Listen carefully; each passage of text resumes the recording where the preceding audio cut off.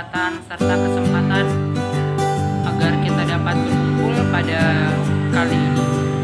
Salawat beriring salam tak lupa pula kita panjatkan kepada Nabi besar kita, Nabi Muhammad SAW, dengan mengucapkan Allahumma sholli ala Sayyidina Muhammad wa ala ali Sayyidina Muhammad. Untuk tidak memperpanjang kata-kata muqaddimah, maka saya akan membacakan judul pidato saya yang berjudul Tahun Baru Hijriah. Bapak, ibu-ibu yang terhormat, di awal tahun baru Hijriah ini, marilah kita bersyukur kepada Allah serta meningkatkan iman kita dan takwa kita kepadanya, sehingga kualitas pribadi kita sebagai seorang muslim semakin tinggi dan mulia di sisi Allah Subhanahu wa Ta'ala. Bapak Ibu yang saya hormati, untuk menjalani kehidupan di dunia ini, kita harus menggunakan siasat yang mampu dilaksanakan dalam kehidupan sehari-hari. Di antaranya, pertama, kita harus memperhitungkan terhadap kepentingan hidup di masa yang akan datang, terutama di akhirat kelak, dengan meningkatkan ketakwaan kita kepada Allah Subhanahu wa Ta'ala. Kedua, kita harus juga mampu melihat kesalahan yang ada pada diri kita sendiri pada tahun yang lalu.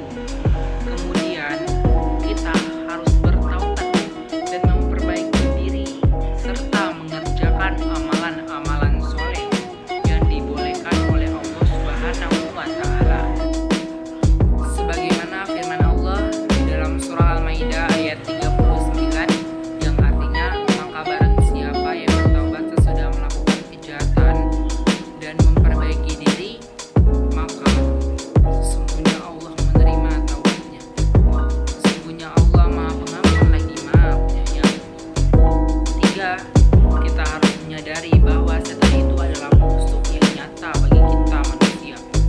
Maka semua rayuan dan bujukan pada dari setan itu berupa khamar, narkoba, judi, dan sesuatu yang berhubungan dengan kejahatan itu harus ditinggalkan, karena dapat mengisarakan diri kita sendiri baik di dunia maupun di akhirat. Daripada itu, untuk memperbaiki diri kita pada tahun-tahun yang akan datang, maka carilah orang-orang yang bisa membawa kita kepada kebaikan, teman-teman yang membawa kita kepada kebaikan, yang membawa kita kepada jalan yang benar. Karena di akhirat kelak kita ditanyakan tentang apa yang pernah kita lakukan kepada teman kita, tentang apa yang pernah kita lakukan di dunia. Semuanya kita pertanggungjawabkan dengan sedemikian rupa. Daripada itu, marilah untuk tahun-tahun yang akan datang kita menjadi yang lebih baik lagi, menjadi seorang muslim yang sopan dan santun terhadap agamanya, menambah kepercayaan kita, menambah takwa kita kepada Allah, menumbuhkan rasa kasih sayang kita kepada Nabi kita, Rasul kita, Nabi Muhammad SAW. Maka daripada itu, kita harus mendekatkan diri juga kepada Allah. Dalam kehidupan itu kita benar-benar butuh Allah. Jika kita tahu bahwa kita benar-benar butuh Allah, maka ibadah kita akan bertambah, doa kita semakin panjang, sujud kita akan semakin rendah, dan henti-hentinya lisan kita berucapkan namanya. Bukan malah sebaliknya, yaitu menjadi malas beribadah, malah maksiat yang semakin bertambah. Apakah kita berniat menghadap pada Allah dengan kesombongan diri, padahal kita lah yang membutuhkan Allah? Pertolongan itu mungkin belum datang karena memang kita tak benar-benar serius mengusahakannya. Ketenangan itu ada bagi mereka yang mendapatkannya. Kalau kita tahu bahwa ketenangan dan solusi ada di sholat, kenapa kita tidak mengerjakannya? Kalau kita tahu ketenangan ada ketika mengingat Allah, pantas kenapa masih lalai mengagungkan namanya? Juga jangan lupa bersyukur kepada Allah atas pemberian nikmat kepada kita manusia. dan tidak boleh iri hati, dengki, dan yang lainnya senantiasa dipelihara dalam dirimu gitu. Penyakit-penyakit hati yang tidak nampak di hadapan mata itu, tapi kehadirannya itulah yang akan membuat dirimu sesak, dirundung kecemasan, dan akan melenyapkan ketenangan yang harusnya bisa kamu dapatkan. Mungkin bukan kita yang tidak bisa bahagia, barangkali memang kita yang tak mau bahagia. Jadi buatlah kehidupan ini berjalan dengan lebih sederhana, tak mengejar pujian orang, tak memelihara rasa dendam, menjadi manusia yang mudah memaafkan, hanya berharap Allah meridhoi di setiap langkah kaki, di setiap jejak yang kita tinggalkan. Bukankah surga yang menjadi tujuan akhir kita? Lagi ada perbandingan, tak perlu lagi ada penghakiman diri. Tak mampu kamu mengejar mereka dalam perkara dunia ini, maka pastikan kamu mengungguli mereka pada perkara akhirat. Dunia hanya kesenangan yang menipu. Bila orang-orang disibukkan dengan mengejar pujian manusia, kamu janganlah begitu. Ada yang lebih abadi daripada sekedar pujian manusia. Ada, sungguh ada.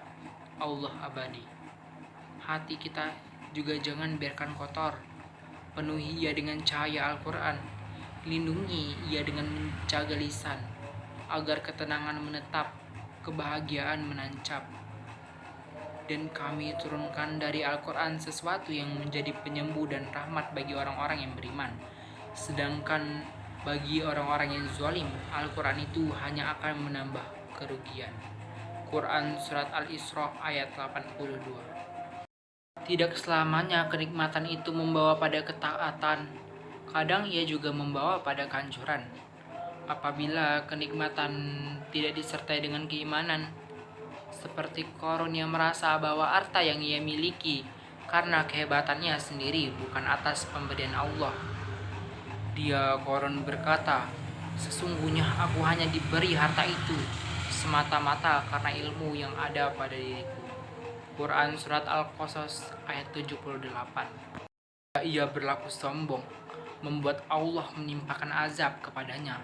Maka kami benamkanlah dia Qarun beserta rumahnya ke dalam bumi, maka tidak ada baginya suatu golongan pun yang menolongnya selain Allah, dan dia tidak termasuk orang-orang yang dapat membela diri. Quran Surah Al-Qasas ayat 81. Itulah mengapa kita perlu melatih diri kita untuk bersyukur atas segala nikmat Allah yang diberikan, dan bersabar atas kesulitan yang Allah timpakan. Sebab kita tidak bisa melihat akan diberikan apa kenikmatan atau kesulitan, tapi kita bisa memilih melaluinya dengan keimanan atau tidak. Ini yang dapat saya sampaikan. Kekurangan saya mohon maaf. Wabillahi taufiq wal hidayah. Wassalamualaikum warahmatullahi wabarakatuh.